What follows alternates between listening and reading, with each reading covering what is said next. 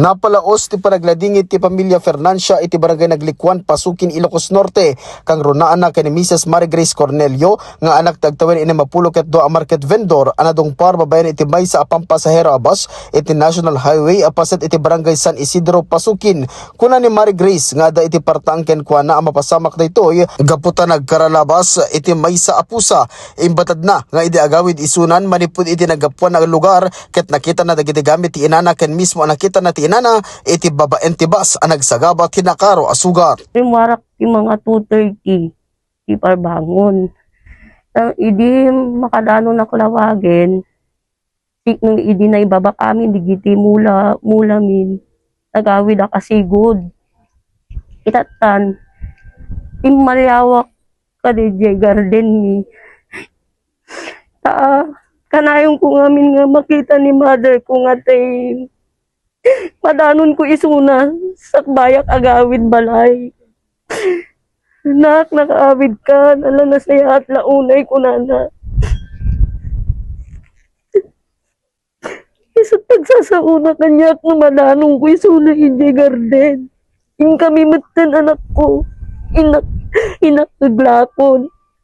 Unma ko, yung DJ nga time, ang kunara na idan, at nasapa nagayam nga rimwar nga napanaglako.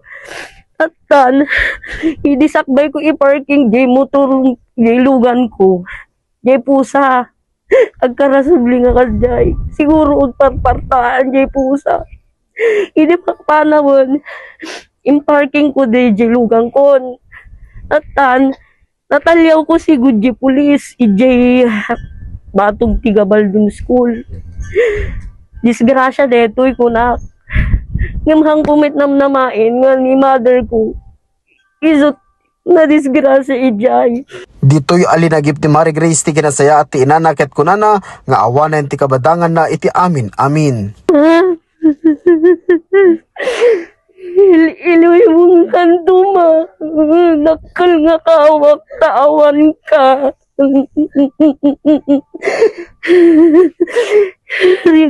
Rigat. Agkadkadwada lang nama. Kabayatan na ikis na ti hustisya iti daytoy apasamak. Imensahe, sir. Para kanya hustisya.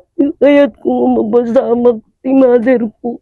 Para iti IFM News, Idol Lawrence Martinez, tatak, aremen!